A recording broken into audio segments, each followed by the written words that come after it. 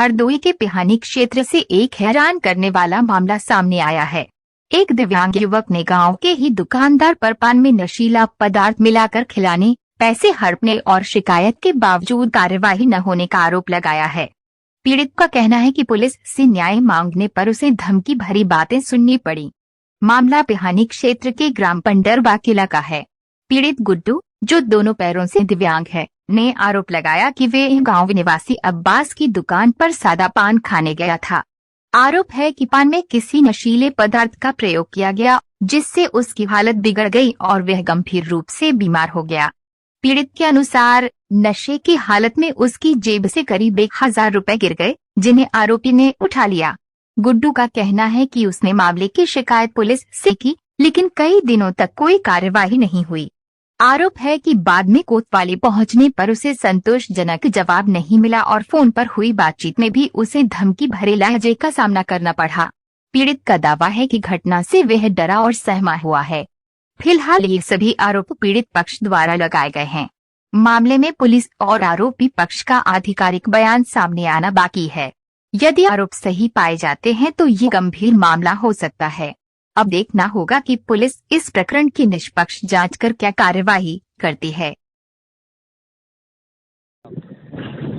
थाने आ जाओ जरा। ठीक है साहब। थाने आ जाओ, यही बात कर लेते हैं बैठ के। 400 रुपए जो लेगा पहले तुम्हें दे दे। जी साहब। क्या जी?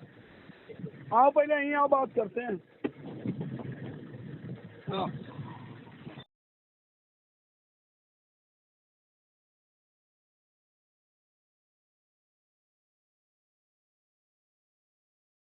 ये तुम्हारा घर नहीं, सरकारी थाना है। नहीं साहब, वो ठीक है, मुझे मालूम है। तुम्हारा घर नहीं, सरकारी थाना है। यहाँ कोई भी आ सकता जा सकता है। डर तो हमें इसी बात का लगता है, वो पहले से बैठा, मैं आपके पास भीख मांगने गया था। ये भी कोई प्रतिबंध है कि यहाँ पे आदमी ये पहले आएगा ये बाद में आएगा? नहीं, बात ये ना, ऐसी बात नहीं है। अपने घर पे लागू करिए, ये तो सरकारी थाना है। नहीं साहब, ऐसी बात नहीं है। हमें डर इस बात का लगता है, वो पहले से बैठा, ना जाने आपको क्या झूठ बोल दे वो। तो डर तो इस बात का लगता है। फिर क्या करना है? हमें हर आदमी चोर नजर आ रहा है क्या आपको? नहीं, वो ठीक है साहब, हमें अच्छा, मगर हम तो आपसे रहम की भीख मांगने गए थे, मगर आपने भी कह दिया आप पहले, सबसे पहले हम आपको 400 रुपए देते हैं। बताओ, ये भी साहब बताओ, क्या आप हमारा नहीं इंसाफ करेंगे? कौन करेगा हमारा इंसाफ? मुझे पहचानते हो? मुझसे अभी तक मिले हो? नहीं साहब, हम जानते हैं आप हमारा फैसला जरूर करेंगे, मगर आप ही जब हमें डराओगे नहीं तो हम किसके पास जाएंगे? आपने बात कर दी इस तरह की मुझसे? नहीं, मुझे पहचानते हो? मुझसे मिले आज तक कभी?